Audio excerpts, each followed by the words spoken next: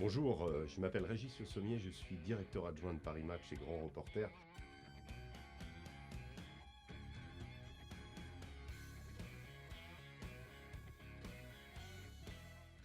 Cette semaine, nous publions dans Paris Match une enquête de fond sur la future vice-présidente de Joe Biden, vice-présidente américaine Kamala Harris. Alors Kamala Harris, c'est un personnage à la fois emblématique, souriant, conquérant, qui a une carrière absolument incroyable, et aussi c'est un personnage quelque peu controversé, puisque pendant la période de 2004 à 2017, elle a été procureure d'abord du district de San Francisco et ensuite procureur de l'État de Californie, donc le policier numéro 1 de l'État. Et à ce titre, effectivement, elle a mis beaucoup de gens en prison, elle a été assez intraitable.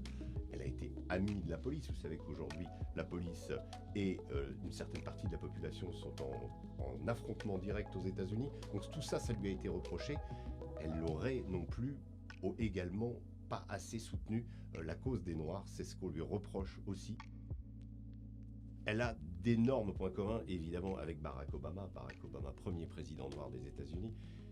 Les deux viennent du monde de la loi, du monde du droit. Ils ont tous les deux fait des études de droit, ils ont tous les deux voulu devenir, elle, procureur et lui, juriste également. Ils viennent de deux villes aussi, qui sont des univers compliqués, des univers dans lesquels il faut savoir s'élever, dans lesquels il y a plein de pièges. Lui, c'est Chicago, elle, c'est San Francisco, deux grosses villes emblématiques des États-Unis. Et puis ensuite, il y a évidemment leur amitié qui commence en 2004, quand Barack Obama est désigné et nommé sénateur de l'Illinois.